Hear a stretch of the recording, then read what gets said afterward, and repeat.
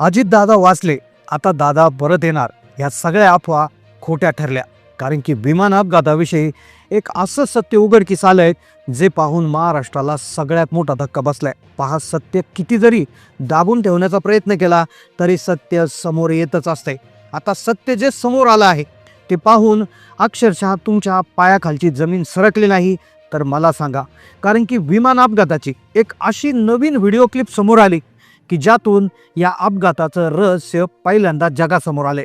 लक्षात घ्या, हा अपघात जेव्हा 28 जानेवारीला झाला होता त्यावेळेस ज्या व्हिडिओ क्लिप्स आल्या होत्या त्या वेगळ्या होत्या आणि आत्ताची जी व्हिडिओ क्लिप आहे ती अत्यंत वेगळी आहे. ही क्लिप जी डिलीट करण्याचा प्रयत्न झाला, एक व्यक्ती जो अपघात झाल्या तिथे गेला होता मोबाईल घेऊन, त्याने ती व्हिडिओ क्लिप काढली. त्या व्हिडिओ क्लिपमध्ये असं काहीतरी दिसलं होतं, त्यामुळे तो व्हिडिओ क्लिप डिलीट करणारच होता. पण तेवढ्यात एका टीव्ही चॅनलच्या हाती ती व्हिडिओ क्लिप लागली आणि त्यांनी ती व्हिडिओ क्लिप टीव्हीला दाखवून अक्षरशः संपूर्ण महाराष्ट्राला दुसरा सगळ्यात मोठा धक्का दिलाय.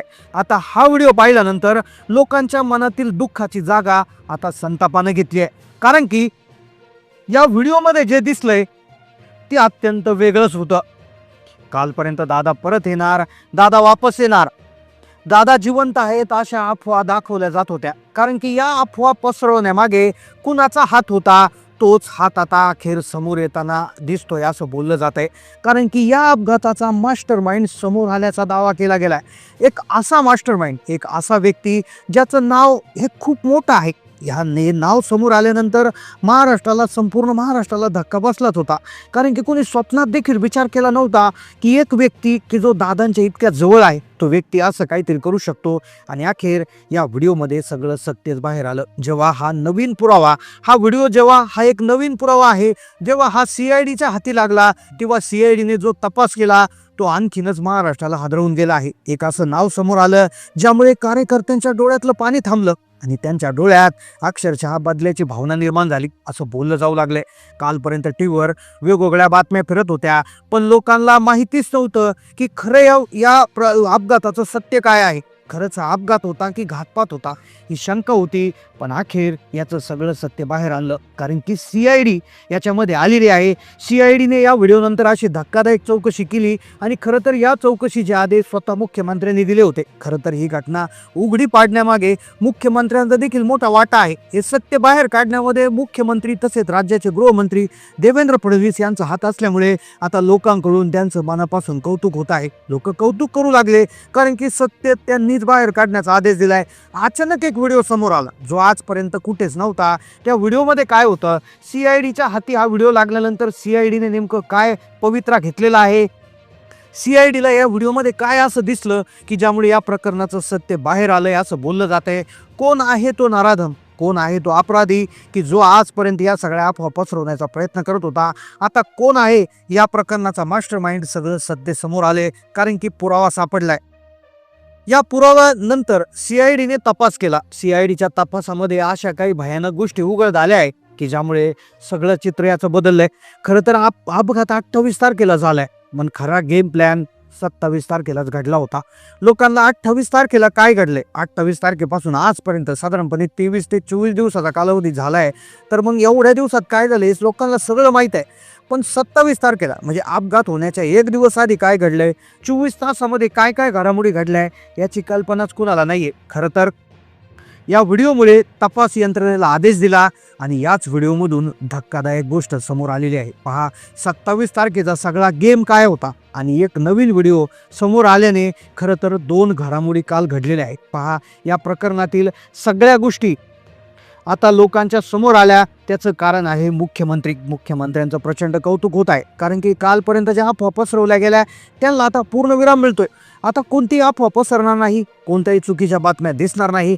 कारण की दाबून टाकलेल्या बातम्या आता बाहेर आल्या, ज्या दाबण्यासाठी, हे सगळं सत्य दाबण्यासाठी हा जो गुन्हेगार होता, जो मास्टर माइंड होता, त्याने प्रयत्न केल्याचं बोललं गेलं. कारण की 27 तारखेचा जो प्लॅन होता तो कोणाच्या समोर येऊ नये आणि हा व्हिडिओ कोणाला दिसू नये असे प्रयत्न सुरू होते. पण मग अखेर तो काय होता तो व्हिडिओ एक व्यक्ती ज्याने हा व्हिडिओ काढला तो त्यानंतर काय बोलला, त्या व्हिडिओमध्ये असं काय दिसलं, कशा पद्धतीनं हा कट रचला गेला, खरंच हा अपघात होता की थंड डोक्याने खेळलेली चाल होती, सगळ्या गोष्टी आता उघड करतोय. 27 तारखेचा सगळा कच्चा चिट्टा आता समोर आले.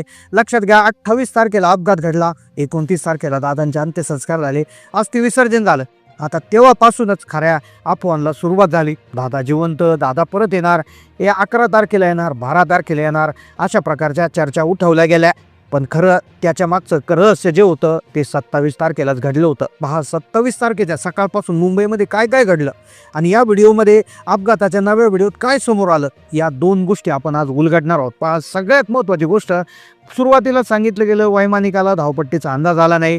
आता हे जे स्पष्टीकरण दिलं होतं अपघातामागचं ते लोकांना संशयास्पद वाटू लागले, कारण की 28ला झालेला विमान अपघात त्याची जी मुळं आहेत तर ती मुळं 27 तारखेला सापडली.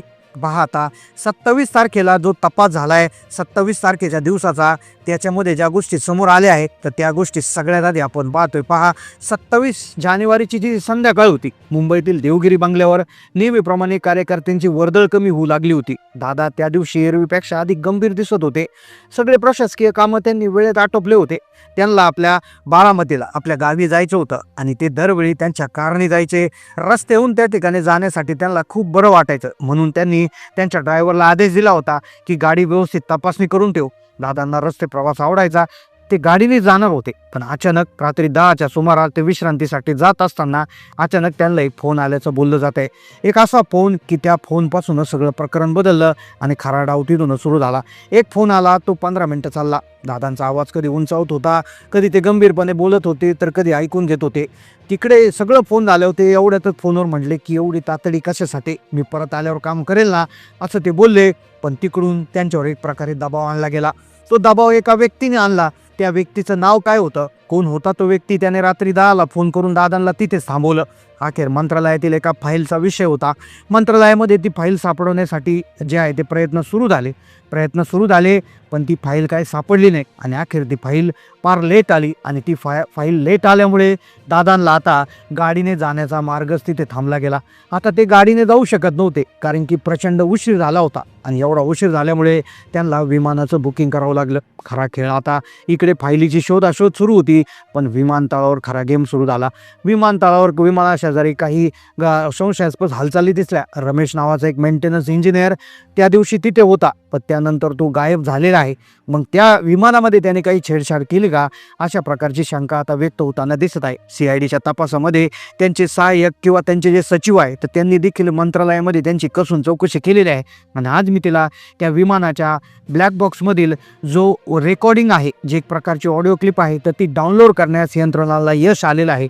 तर अशा प्रकारच्या महत्त्वाच्या 2 ते 3 घडामोडी याच्यामध्ये आजपर्यंत घडलेल्या आहे. मग आता सत्य त्याच्यामधून आता लवकरच समोर येणार आहे. पण आत्तापर्यंत आपण जी माहिती पाहिली ती केवळ सोशल मीडियावर सुरू असणाऱ्या चर्चा त्याच्यावरच आधारित आहे. ही केवळ एक शक्यता आहे. याला कुठलीही अधिकृत माहिती समजू नका. कुठलाही अंतिम निर्णय अजून झालेला नाही. कुणाच्या भावना दुखवणं किंवा अफवा पसरवणं आमचा अजिबात उद्देश नाही आहे. पण तुमचं मत नेमकं काय आहे नक्की कमेंटमध्ये कळवा. चॅनलला नवीन असेल तर सबस्क्राईब करा. धन्यवाद.